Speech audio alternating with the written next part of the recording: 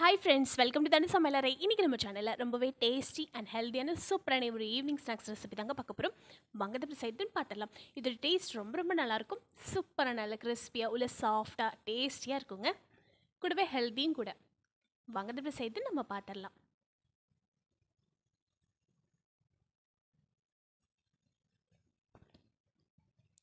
அதுக்கு ஒரு பாத்திரத்தில் ஒரு கப் அளவுக்கு ரவை எடுத்துக்கலாங்க. நார்மலாக நம்ம கேசரிக்கு யூஸ் பண்ணுற அந்த பாம்பே ரவை எடுத்துக்கலாங்க. கூடவே ஒரு 1/4 கப் அளவுக்கு கோதுமை மாவுல சேர்த்துக்கலாங்க. நீங்கள் இதுக்கு பதிலாக மைதா கூட யூஸ் பண்ணிக்கலாம். ஹெல்த்தியாக செய்கிறதா இருந்தால் கோதுமை மாவுல சேர்த்துக்கலாங்க. கூடவே கொஞ்சம் போல் கட் பண்ண தேங்காய் பீசஸ் இந்த மாதிரி உள்ளே சேர்த்துக்கலாங்க. இதுக்கு பதிலாக நட்ஸ் இந்த மாதிரி கூட நீங்கள் சேர்த்துக்கலாங்க. தேங்காய் சேர்த்தா டேஸ்ட் ரொம்ப நல்லாயிருக்கும். சாப்பிடும்போது நல்லாயிருக்கும் வாயில் கிடைக்கிறதுக்கு. ஒரு 1/2 கப் அளவுக்கு சர்க்கரை சேர்த்துக்கலாங்க. கூடவே ஒரு கப் அளவுக்கு தண்ணி உள்ளே சேர்த்துக்கலாங்க. தண்ணி உள்ளே சேர்த்துட்டு எல்லாத்தையும் நல்லா கலந்து விட்டுக்கலாம். கொஞ்சமாக பார்த்துட்டு உள்ளே சேர்த்துக்கலாங்க. ஒரு கப் அளவுக்கு இப்போ சேர்த்துட்டு அதுக்கப்புறமா ஒரு பிஞ்ச் ஆஃப் உப்பு மட்டும் உள்ளே சேர்த்துக்கலாங்க. கொட்டியோன்னு உப்பு சேர்த்துட்டு அடுத்ததாக வாசனைக்காக கொஞ்சம் போல் ஏலக்காய் தூள் உள்ளே சேர்த்துக்கலாங்க. சேர்த்துட்டு இப்போ இது எல்லாத்தையும் நல்லா கலந்து விட்டுக்கலாங்க. கலந்து விட்டுட்டு இந்த ரவையை நம்ம ஊற வைக்க போகிறோம். ஒரு 10லேருந்து ஒரு 15 நிமிஷம் ஊற வைக்க போகிறோம். அதனால் இது எல்லாத்தையும் நல்லா மிக்ஸ் பண்ணி விட்டுக்கலாங்க. இன்னும் கொஞ்சம் கூட ஒரு 1/4 கப் அளவுக்கு மட்டும் தண்ணி உள்ளே சேர்த்துக்கலாங்க. தண்ணி பார்த்துட்டு சேர்த்துக்கலாம். ரொம்ப தண்ணியாக போயிடக்கூடாது. இன்னும் கொஞ்சம் எக்ஸ்ட்ரா ஒரு 1/4 கப் அளவுக்கு மட்டும் தண்ணி உள்ள சேர்த்துக்கலாங்க.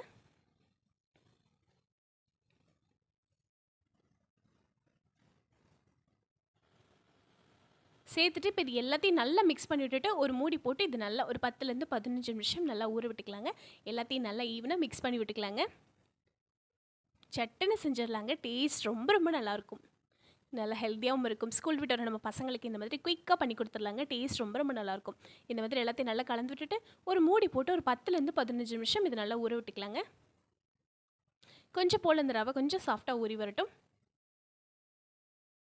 இப்போ ஒரு 15 மினிட்ஸ்க்கு அப்புறம் இதை ஓப்பன் பண்ணி பார்க்கலாங்க. ஓரளவுக்கு இந்த ரவைலாம் நல்லா ஊறி வந்தாச்சு. தண்ணியும் கொஞ்சம் போல் நல்லா வத்தியாச்சு.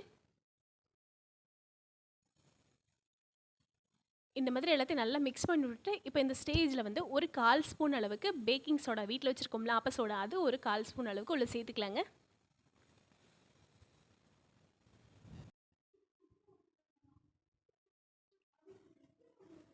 இதை சேர்த்துட்டு நல்லா ஒரு பக்கமாக நல்லா இதை அடிச்சுட்டு நல்லா கலந்துக்கலாங்க. நல்லா ஃபோர்ஸாக இதை மிக்ஸ் பண்ணி விட்டுக்கலாங்க. அப்போ தான் நம்ம உள்ளே சேர்க்கும்போது எண்ணெயில் சேர்க்கும்போது இது நல்லா உப்பி அழகாக வருங்க. அதனால் நல்லா அடிச்சுக்கலாங்க. நம்மளால் எவ்வளோ அளவு முடியுமோ அந்த அளவுக்கு நல்லா அடிச்சுட்டு எல்லாத்தையும் நல்லா மிக்ஸ் பண்ணி எடுத்துக்கலாங்க.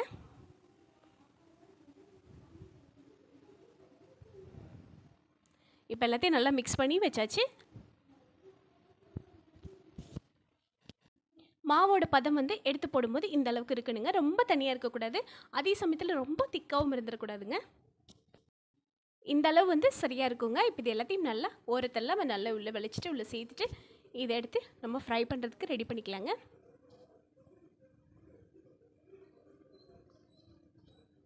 இங்கே எண்ணெய்லாம் நல்லா சூப்பராக காஞ்சி ரெடி ஆகிடுச்சு. இப்போ ஒரு துளி உள்ளே செக் பண்ணிக்கலாங்க எண்ணெய் நல்லா காஞ்சிருச்சான்னு. எண்ணெய் நல்லா காஞ்சதுக்கப்புறமா நம்ம சேர்த்துக்கலாங்க. இல்லைனா ரொம்ப எண்ணெய் பிடிக்கும். இல்லைனா சட்டுன்னு கரிஞ்சு போயிருங்க. அதனால் எண்ணெய் நல்லா பர்ஃபெக்டாக காஞ்சதுக்கப்புறமா நம்ம உள்ளே சேர்த்துக்கலாங்க. ஒரு ஸ்பூனில் நல்லா சின்னதாக உள்ளே சேர்த்துக்கலாங்க. பார்த்துட்டு பொறுமையாக சேர்த்துக்கலாங்க. கையில் எல்லாம் எண்ணெய் தெரிச்சிடாமல் நல்லா சேஃபாக இதை ப்ரிப்பேர் பண்ணி எடுத்துக்கலாங்க. மெதுவாக பக்கத்தில் வச்சு ஒவ்வொரு ஸ்பூனாக உள்ளே சேர்த்துக்கலாங்க.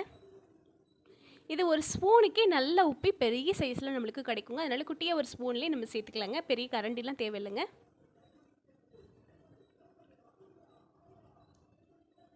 இந்த மாதிரி எல்லாத்தையும் சேர்த்ததுக்கப்புறமா ஒரு பக்கம் நல்லா செவந்து வந்ததுக்கப்புறமா மெல்லமாக அடுத்த பக்கம் திருப்பி போட்டு ரெண்டத்தையும் நல்லா ஒரு ப்ரௌன் கலராக ரொம்ப கருகிராமல் நல்ல ப்ரௌன் கலராக வர வரைக்கும் இது நல்லா வேக விட்டுக்கலாங்க. நல்லா செவந்து வரட்டும். எல்லாம் நல்லா சூப்பராக கிளம்பி வந்துருச்சு. மெல்லமாக அப்படியே அடுத்த பக்கம் திருப்பி போட்டுக்கலாங்க. இது எடுக்கிறதுக்குலாம் ரொம்ப சிரமமாலாம் இருக்காதுங்க. அடியிலெல்லாம் பிடிக்காது. சட்டுன்னு நல்லா உப்பி மேலே பொஃப்னு நல்லா நம்மளுக்கு அப்படியே எலும்பி வந்துருங்க. அதனால் ஈஸியாக எல்லாத்தையும் திருப்பி விட்டுக்கலாங்க. இது குயிக்காகவும் ரெடி ஆகிடும். அதனால் பக்கத்துலேயே இருந்து இது எல்லாத்தையும் நல்ல பொறுமையாக எல்லாத்தையும் நல்லா திருப்பி விட்டுட்டு கருகிடாமல் சூப்பராக எடுத்து சாப்பிட்டுக்கலாங்க. டேஸ்ட் ரொம்ப நல்லாயிருக்கும். இன்னும் கொஞ்சம் கூட நல்லா சவக்க விட்டு எடுத்துக்கலாங்க. நல்லாயிருக்கும் டேஸ்ட்டு. இன்னும் கொஞ்சம் கலர் சேஞ்ச் ஆகி நல்லா செவந்து வரட்டுங்க.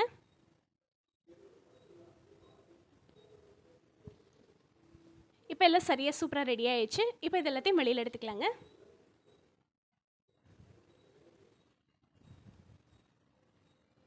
எல்லாத்தையும் பொறுமையாக கேர்ஃபுல்லாக எண்ணெயில் எப்போவுமே நம்ம வந்து ஃப்ரை பண்ணும்போது ரொம்பவே கேர்ஃபுல்லாக பண்ணிக்கலாங்க. கையிலெல்லாம் தெரிச்சிருங்க. ஒரு துளி எண்ணெய் தெரிச்சாலும் எரிச்சல் பயங்கரமாக இருக்குங்க. அதனால் எப்போவுமே நல்லா கேர்ஃபுல்லாக பண்ணிக்கலாங்க.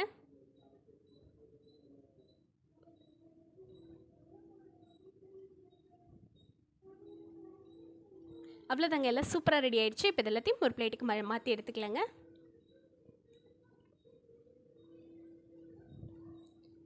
மீதமுள்ள எல்லாத்தையும் இதே போல் உள்ளே சேர்த்துட்டு எல்லாத்தையும் நல்லா செவக்க விட்டு ஃப்ரை பண்ணி எடுத்துக்கலாங்க.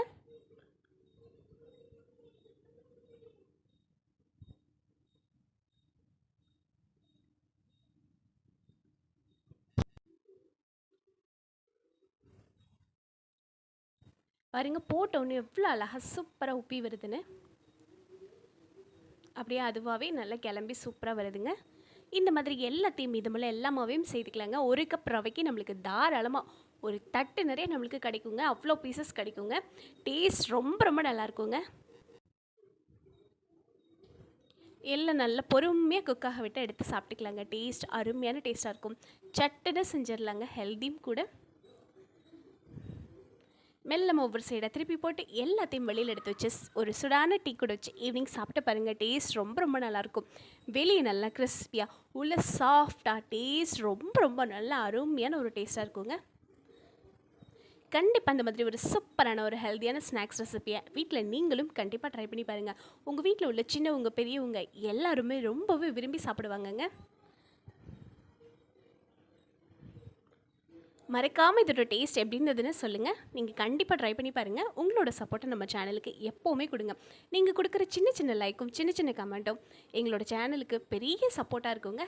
கண்டிப்பாக உங்களோட சப்போர்ட்டை நம்ம சேனலுக்கு எப்போவுமே கொடுங்க. நன்றிங்க.